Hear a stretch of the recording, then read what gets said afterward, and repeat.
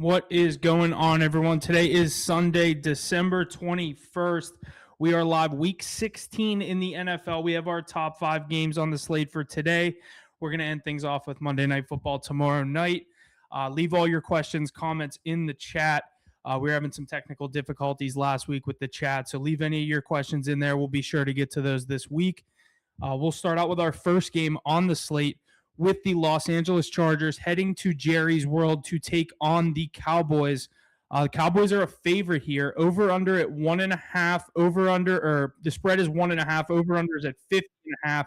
Chargers on the money line plus 100. Cowboys minus 120. The Chargers in this scenario can clinch a playoff spot with a win and a Colts loss or tie, or a Texans loss and tie. So needing the win in the Colts or the Texans to lose or tie, or the Chargers can tie this game and the Colts lose, or the Colts tie and the Texans lose. So a couple scenarios for these Chargers to clinch a playoff spot. This team is as well still in the mix.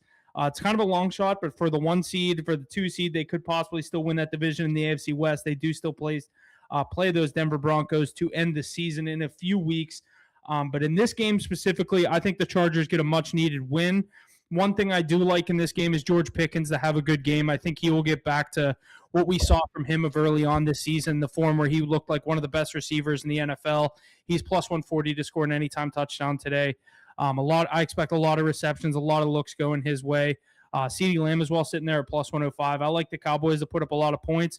I think this will be a high-scoring game, but I think the Chargers get the win. Ace, if you have me here, if you want to jump in on Dallas versus the Chargers here.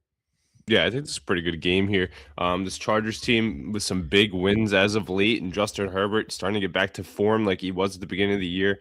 Nice to see their running back room getting healthy too. I know you've hit on that Hampton first touchdown. They have Gadsden now in the mix at the tight end spot this year. He's looked good too. I think they need to get those receivers going a bit more, though. We need to see a little bit more from Ladd McConkey. We need to see a little bit more from Keenan Allen. Quentin Johnson's kind of gone away. Trey Harris, maybe he'll step up too. But like you said, the Cowboys also have those strong offensive pieces on that side. I think there is a good amount of points this week. I know that both those defenses can play tough. That Chargers defense can be one of the top units, and they're looking to solidify their playoff spot. But this Cowboys team, I know they're kind of out of the mix now, but Dak's not going to go away. He's a regular season merchant. The way he's been feeding Lamb the ball. They're not eliminated yet, are they? Not officially, but they're not going to reach that playoff race with the way the wild card set up. I believe the Eagles clinched the division last night with that win over the Commanders. So I think we can pretty much put a fork in them because they need a lot of things to go right for them to get there. But I think this is going to be a good game here. I think there's a lot of points, like you said before. I do like Pickens and Lamb. At least one of them's getting in. I think maybe both. Ferguson's always a good look, too, with the reception prop, the way that Dak finds him in crucial spots. Javonte Williams has had an incredible bounce-back year. He could be one of the comeback players of the year, in my opinion, not talked about enough. The Cowboys are eliminated. That win last night eliminated the Cowboys, and the Eagles clinched the division.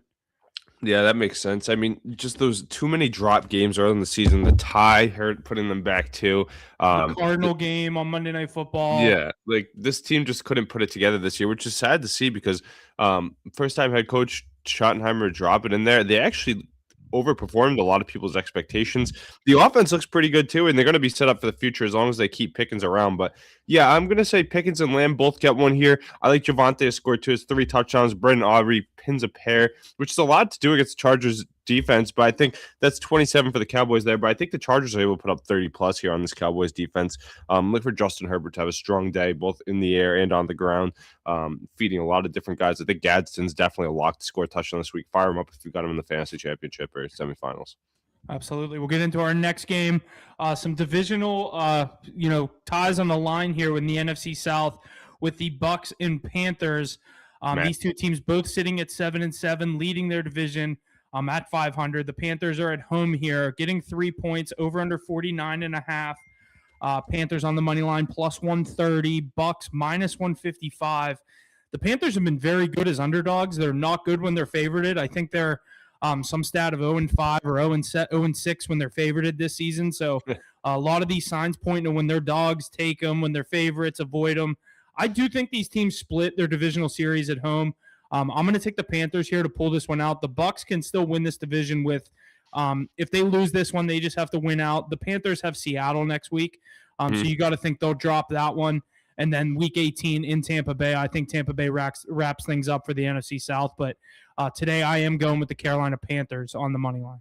Yeah, like you said, this is going to be a great matchup here. A lot of fantasy implications for people out there. I think this is a big one here, though. Let's go. I'm going to go and hammer that Bucks -3. You got to stick with him, with Baker Mayfield, with how good he can be in these big moments. And it's Jekyll and Hyde, Bryce Young. Every other week, Bryce Young. I think he takes one off here. I'm going to go with them to play strong. I think Mike Evans has a big day. When he was back in the mix last week, Baker, even that loss, Baker looked for him early and often. Look for him in the red zone a lot too. I think Baker Mayfield and Mike Evans, let's fire them up in fantasy this week. They're good plays. I think Ibuka has a strong game too. He actually plays better when Mike Evans is on the field, in my opinion. Not that big on Chris Godwin this week. If you're looking at him in your flex, let's keep him on the bench. I think Bucky Irving can find the end zone here as well. I know he's been vultured by Sean Tucker, which has been tough to see. And Rashad White even siphoning some carries out, which is also tough to see. But we're going to go with Bucky Irving to find the end zone. On the other side, Rico Dowdle is one touchdown away from that incentive bonus. I think he definitely gets in here. A lot of people looking at Jalen Coker, too, as a depth add if you're injured and banged up. I'm not going to go with him on my lineup this week. I think that's a tough spot. I think Tet McMillan, never a bad play. Bryce Young, if you're struggling for a quarterback, Huff, if you have Mahomes out this week, are you rolling Bryce Young out there?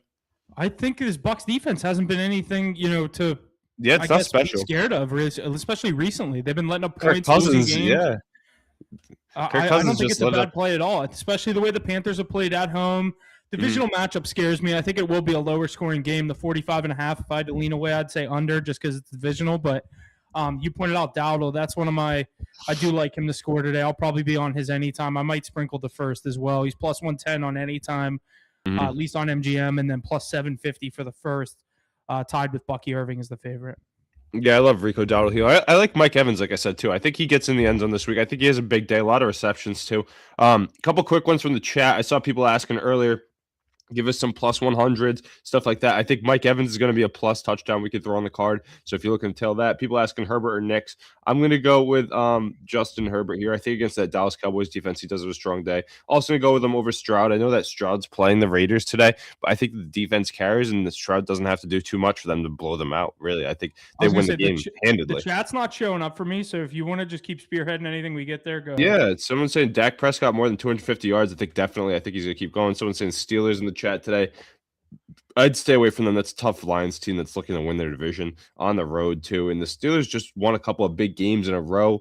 I think this could be a spot where they drop one. I know tough for you to hear that, Huff, but this is a tough matchup for that Steelers team this week. This isn't like a do or die game. Really, the only games that matter. It's the next 2 weeks: Cleveland and Baltimore. This one you didn't have circled as a W, anyways. I mean, that's a tough matchup for the Steelers. This team scores way too fast. Tough matchup for anybody, honestly.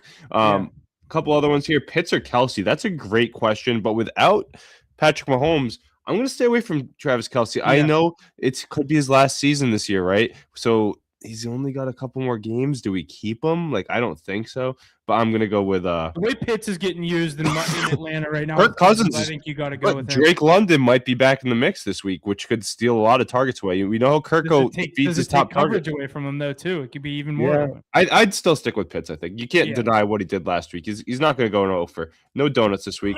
Herbert gets who a TD. I like Gadsden. I think that's a good line, too. I think Gadsden's a good pick to get a touchdown this week from Justin Herbert. What do you think? I like that. He's been kind of inconsistent, but when he goes off, Herbert definitely likes him.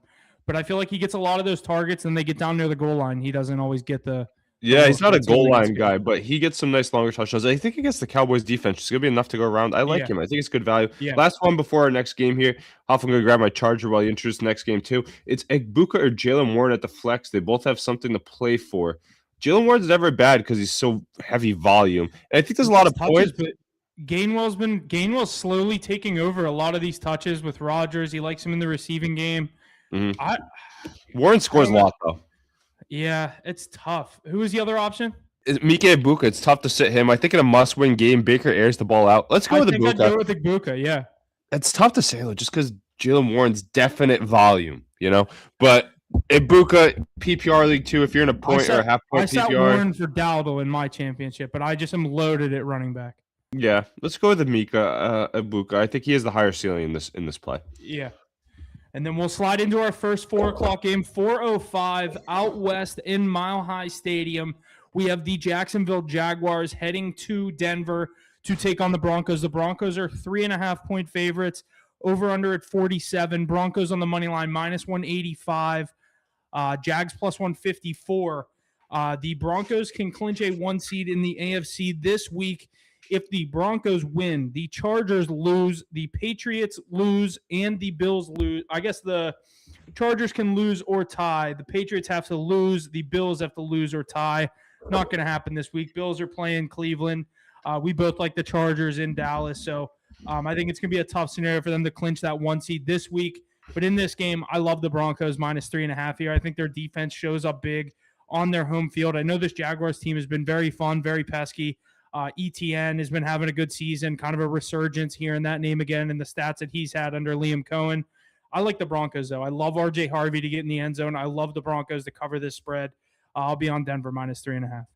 Yeah, I mean, Denver's been playing some great football this year. A lot of people have been down on RJ Harvey to start the year, and rightfully so, because he was buried behind J.K. Dobbins. That injury really opened the door for him, and now that guy gets in the end zone every week. If you have him in your fantasy leagues, this is a great spot to be. Against the Jacksonville Jaguars, too, another great guy to have is Travis Etienne. I mean, with Tutton, how is his name? Bilal Tutton. That's a big one out of the mix. He was stealing some goal line looks, too. Let's fire up Etienne and Harvey. I think it's a nice little double down on both of them to get in the end zone here. Wait, Tutton's out? He's hurt or something? Yeah. Oh, that's big. I'm starting ETN in my one league, in my Yeah, in that same league I was just telling you. Yeah, so even more touches, one less guy to worry about near the goal line. Because how many times do you think it's going to be ETN? Last week when me and you both had the ETN touchdown, we were like, "Is everyone going to fucking score with him?" And then he ended up scoring in the fourth. But yeah, didn't he end up with multiple touchdowns too? Yeah, he had back to back in the fourth quarter. Like there's two straight drives, they just went to him twice. Yeah, we're good. We're good with him there. Bilal Tutton, we're good. We've got Travis Etienne. We're good. I think that the Jaguars could win this game, though. I really do. I like that. I don't think it's gonna be. I don't think it's an easy cover. I think that are the Broncos frauds? Are the Broncos frauds? No, I don't think so. Especially the defense Bo Nix just had against that Packers team, 4 touchdowns. I think they showed that he's actually good. Is he the best of that class? Absolutely no way. But he has a great coach, great running back, good receiving options, a great defense. You know who I really like that you can fire up? You know, we're talking about injured receivers and people in the playoffs and whatnot. Troy Franklin's a good guy to fire up. He loves him. Bro Nix loves Troy Franklin. If you think the Jaguars are going to stay in this game, which I do, and they have a chance to win, which I think they can, then he's going to have to air the ball out, and Troy Franklin's been one of his go-to receivers. So let's fire him up in fantasy too. On the other side, with the Jags, you know who's been great, and he just signed that massive extension, is Jacoby Myers. I think Jacoby Myers has a big day here. Let's take his reception prop. Let's take his touchdown. I think he continues to eat. Brian Thomas Jr., a shell of himself. Travis Hunter out for the year. We're not trusting Parker Washington, yada, yada. A lot of people saying Cowboys, good game. Yeah, we think the Cowboys play a good game. We like the over there. We like a lot of player props. We think the Chargers do come out on top. Someone said Warren, Kelsey, or Godwin. Oof, that's a tough call. Warren there. Yeah, Warren out of those. I think Godwin doesn't see enough volume, even though he's great play. I think he's still coming off that injury. And Evans Godwin could be like the sneaky. He gets 2 catches, but one's for a touchdown for 30 yards. He comes up with big third downs too, but like Ibuka and Evans are there. Those are the guys. Kelsey too. I just can't trust him without Mahomes. I don't know. Maybe we wait a week and see. I know that you can't really do that in fantasy right now, but we're gonna go with Warren because he's definite touches, like we said earlier. A couple of those we saw in the chat earlier: Rico Dowdle or Marion Hampton. I'm gonna go Rico Dowdle. I know that's tough to say against Dallas, but Dowdle's getting in the end zone this week. He's scoring. Bowers or Waller. Let's go. Oof, that's so tough. I'm still gonna stick with Brock Bowers. You can't deny that. Can't deny that talent and the looks that he gets the whole game. I know that he's a complete sieve thrown to him against the number 1 defense in the NFL, but he's gonna get the looks. Darren Waller is so unpredictable. That Bengals defense, though, Huff, they're pretty weak, but it's Quinn Ewers at the helm now. I don't know if that's good or bad. He might check it down to him a lot, but oof. Tough call there. I know you guys on 4 o'clock games, but who do you think to get a TD in Chiefs versus Titans? I mean, the easiest pick would probably be Tony Pollard. Yeah, great pick there, Huff. Rashee Rice is out now, too. We cannot trust anything on this Kansas City offense without Patrick Mahomes. I wouldn't touch that game with a 10-foot pole. I would avoid that game at all costs. That game goes under, I think. I think it does go under. I think it does, too. I think the Titans probably win because the Chiefs know how to tank. Yeah, they do know how to tank. Chris Jones, that defense are mean, though. The Chiefs, Andy Reid will not let the Chiefs win this game. Yeah, I don't think we're not seeing any Minshew magic. If they win one more game, they'll get one more win for Kelsey. Is it going to be? You know, it's tough. It's against you guys, but are they going to do it on Christmas when the world's watching? I don't know. That's like a Chiefs script game, We but don't that's play them this year. oh, who's playing? Who are they playing on? We They played played them them on on. Christmas last year. That was All last right, year. yeah, last year. I know they have a Christmas game this They year, though, have. right? I was just looking at these fucking games. Yeah, the Christmas games slate's not too great. I know The they're, slate's not good now that everyone's hurt. yeah, that's what I'm saying. A couple more from the Cowboys, chat. Commanders, dud. I mean, Cowboys will probably running up on them, but the Commanders aren't fun to watch. Lions, Vikings. That's, I guess, the game of the day. Broncos, Chiefs. Oh, Broncos, Chiefs. Yeah, never mind. They're And not Broncos winning. always give the Chiefs a run for their money, even when they have Mahomes. Yeah, they're not winning. Now the Broncos are good. They're probably going to win that game. Max just saying Panthers, Bucks. We touched on that game heavy. We think that's going to be a great one. I'm on the Bucks -3. Huff's on the Panthers on the money line. I think that Baker Mayfield and Co. too much veteran experience and too much inconsistency from Bryce Young, who I am a fan of. I like Rico Dowdle, I like Ted McMillan. Not huge on that defense. I think Vita Vea is going to do enough to slow him down on the other side. Meanwhile, I think there's too many weapons with Mike Evans in the mix. Big Mike Evans day. Let's take the Mike Evans touchdown. Huff, let's get to our next game. Absolutely. Next one is 425. My Steelers going to Detroit on a tough matchup against those Detroit Lions. Lions are laying 7 points at home. Over under is at 52. Let's see. Lions on the money line -325. Steelers on the money line +260. This game is, let me see.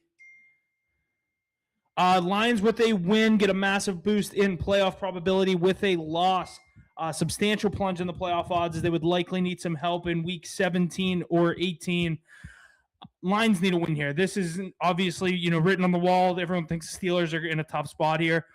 There's two ways you could play this game. Don't take the Steelers +7 and don't take Detroit on the money line. You either take Detroit -7 and they will kill the Steelers and cover that spread, or the Steelers win outright.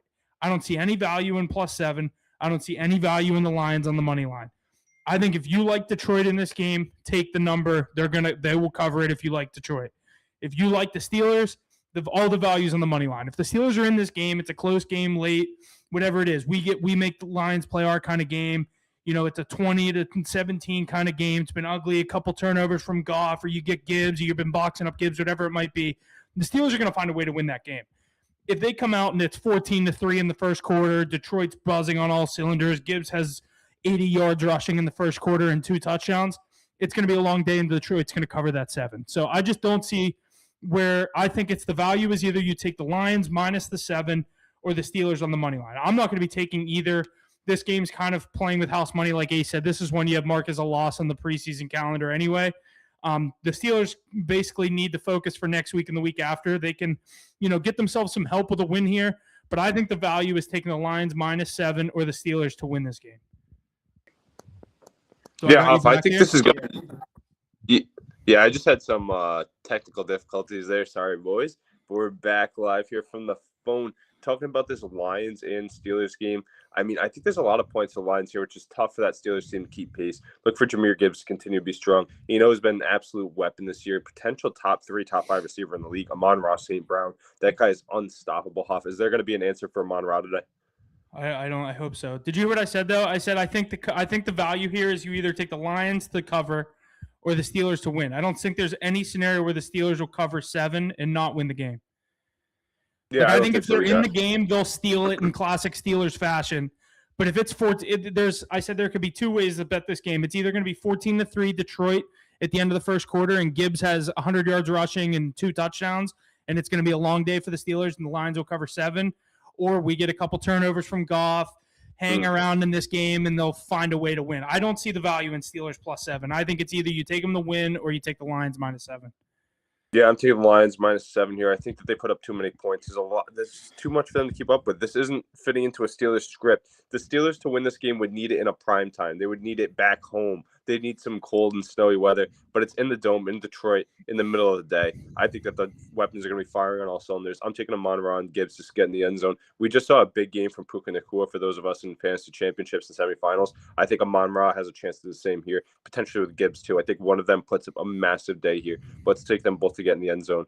Outside of that, maybe see something crazy like an Isaac Tesla touchdown. Jamo Williams has been starting to get going too. I think he's going to go like 3 for 71. maybe a touchdown, but he's always that long play merchant there. And that defense for the Lions has been starting to eat too. We saw Aiden Hutchinson with that incredible pick, almost a pick six a week ago.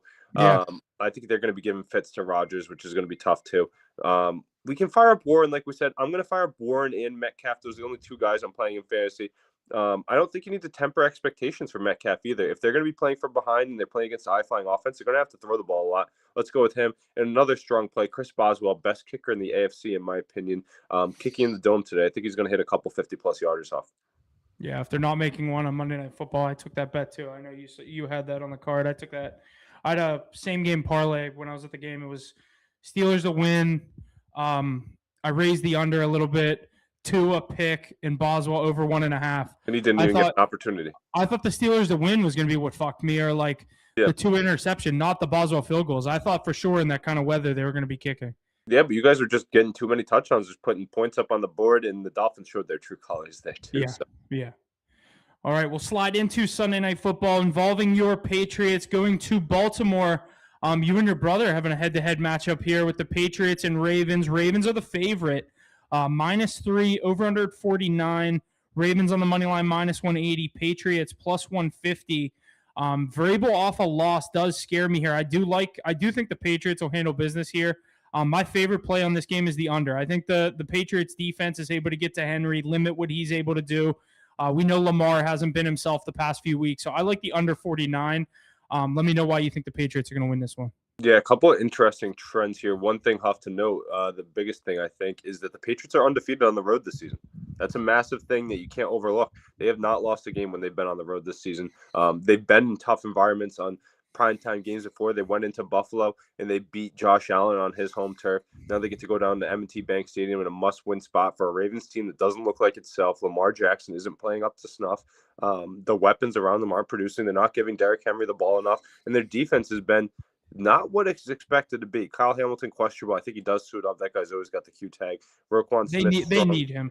Yeah, Roquan Smith strong too. But outside of that, a lot of question marks. Nate Wiggins looked pretty good. But then on the Patriots side of the ball, a couple things that does scare me, though, is the Patriots been banged up a little bit here this week. We're missing Will Campbell and Jared Wilson from the O-line. They've been out the last few weeks. We get them back in the playoffs. On the other side, same with Milton Williams. He's on the IR too, so that's our big run stopper. We kind of missed him last week against Josh Allen and James Cook, letting him run free. The big ones, though, Robert Spillane out this week. And then some questionable guys on the Patriots defensive side of the ball. Carlton Davis, Marcus Jones, Christian Barmore, Harold Landry. Who the fuck's playing? You just named like everyone on your defense. Yeah, that's what I had Mike Vrabel in the interview. Those guys are questionable. I saw Marcus Jones say himself that he's going to play. I expect Carlton Davis to play. He's another one of those guys always walking around with a Q tag but ends up suiting up. Barmore, we need him to be active, though. Without Milton Williams shutting down that defensive tackle spot in the middle, you need to see him there. But the one that has definitely been ruled out is Robert Spillane. So we're going to see a lot of Jack Gibbons, a lot of Christian Ellis, Jelani Tavai, looking to stop Derrick Henry and Mark Andrews across the middle of the field. I think that one thing that's big for the Patriots here, though, is a lot of teams have been lighting up that Ravens secondary, and Drake May will continue to do that here this week. A lot of teams have been trying to limit them with that man coverage and making those Patriots receivers beat them off the line. And they have been a little bit weak in doing so the past few weeks. But I think after being completely shut out in that second half, essentially last week, I know they put up 3 points or whatever it was, but only 15 plays ran against the Bills and kind of fumbling that 21-0 lead at home in a tight matchup for the AFC East on the line. I expect them to win here this week. I think it's going to be a great game, though. They don't have to win this game to win the AFC East. They can drop one here and still beat the Dolphins and the Jets to close out the year. But I think there's a good spot for the Patriots to grab one and show that they're not going to let a 2-loss streak happen here, and they're going to keep their road win streak intact. I think in fantasy, let's fire up Stephon Diggs. A lot of people nervous about him because you don't know his usage, but I think in this primetime spot with that weak secondary, and after not scoring much last week, they're going to get Diggs going a bit more. I think Keyshawn Boutte scores one this week. We've got to get him more targets. Matt Collins hasn't been bad, but we're not going to start him up. Hunter Henry's a solid play in fantasy as well. Look for him to average between 3 to 6 catches, maybe a touchdown. Drake May, big week too if you have him in fantasy. I know you've been starting him all year. We'll keep him going. And then Travion Henderson, I like him going too. Not Ramondre Stevenson. I'll keep him on my bench. I know if you're looking for an injured spot, he can get in the end zone. He does get touches. But Travion Henderson, it's kind of explosion for him right now. He leads Patriots history with 50-plus yard touchdowns. And I think he has the most 50-yard touchdowns of any rookie ever, which is pretty crazy to say. He has only been starting for half the year too. I saw that the long rush, or I forget what the stat is, but I saw that same stat. Yeah, it's something like he's with Saquon Barkley and Yeah, I think he tied Saquon for the most 50-plus yard touchdowns as a rookie. That's what it is. Yeah, it's pretty crazy to see. But yeah, I If he think there's gets one more, he'd have the record. You know who else I think has a good game that you can fire up in fantasy this week? I think Zay Flowers. I know that he could be covered by Christian Gonzalez. Tough to see, but that's the only target for Lamar that I really think is anything. Mark Andrews sees a lot too. Maybe without those Patriots linebackers, they get a lot of touches of him and Likely. And then Derrick Henry got to have him going too. But this is going to be a great Sunday Night Football game. So thankful at the NFL flex this instead of Joe Burrow and Quinn Ewers playing in a Twitter Bowl. Yeah. I wish they could flex games all the time, but I understand why they can't. But I'll always take it whenever they can. But we'll get into Monday Night Football. We have a great game here. A lot of playoff implications on the line with the 49ers going to Lucas Oil to take on the Colts.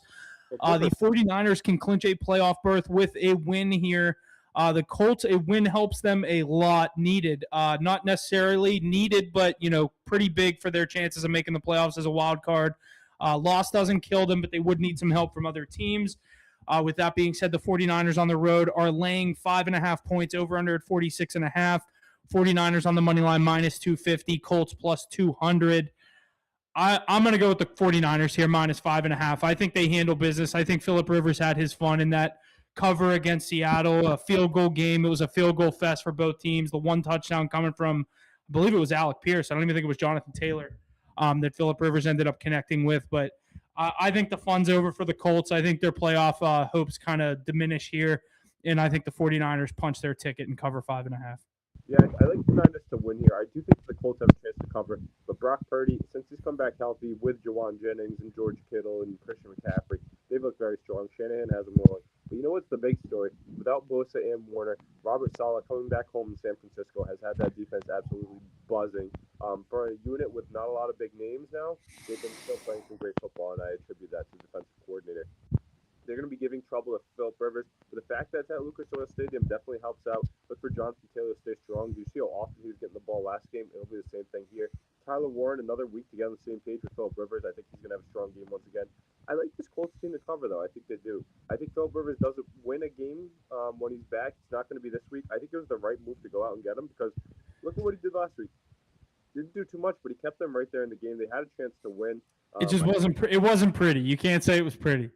No, it wasn't pretty, but they were still in the game. That's all that matters. It's not like they would have had a young guy that wouldn't be able to hand that Seattle environment. They should have won that game, too. He led that late drive to take the lead. Their defense just couldn't cover it, hold it for him. But, yeah, I think you got to fire up you guys in fantasy if you got him. Tyler Warren and Jonathan Taylor are going to be target hogs. They're going to get a lot of work for Indianapolis, so that's going to be nice to see. Christian McCaffrey has a chance to have a very big day and show that he's still better than Jonathan Taylor. I think George Kittle is going to eat too. On Monday Night Football, look for Kittle to go for 6+ catches with a touchdown as well. Jawan Jennings, I think, isn't a bad flex play either. He likes to find the end zone, and Purdy likes to target him. I like him to score in this game. Yeah, I think Kittle and Jennings are a good one. Then, of course, McCaffrey. I think that the Niners are able to put up 3 touchdowns, one for each of them, with 2 field goals. That's 27. I think that's 27-23. I'm going to go with 27-23, 3 field goals. I think Phillip Rivers throws 1 touchdown and Jonathan Taylor runs one in. I'm going to say Warren and Taylor with field goals. 27-23.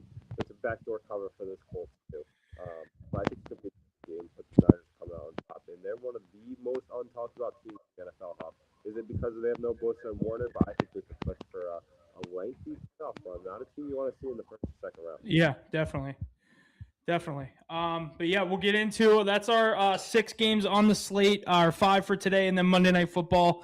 We have our team parlay for this week that we're going to get into before we get you guys out of here. We'll get all of our official plays posted by say 11:30s. We get them made and get all of our stuff official here. But stay tuned to our social media.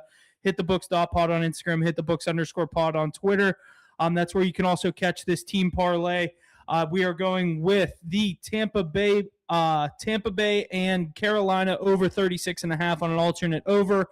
Devon Achane anytime touchdown. The Detroit Lions on the money line and the Cincinnati Bengals on the money line. That 4-leg parlay pays plus 296.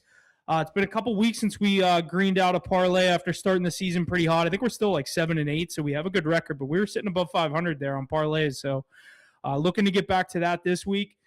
Stay tuned for all of our plays on social media. Like I said, hit the books.pod on Instagram, hit the books_pod on Twitter. We'll get all of our 1 o'clock plays out as soon as possible. But thanks for listening, and we'll see you guys on Wednesday. Actually, yeah, recording Tuesday this week, posting Wednesday on, I believe that's Christmas Eve, for obviously the holiday this week. So we'll get all of our Christmas games, all of our Week 17 stuff out for you on Christmas Eve this week. So thanks for listening. Ace, if you have anything to add in, go ahead. Oh, let's go Patriots. Should be a great day.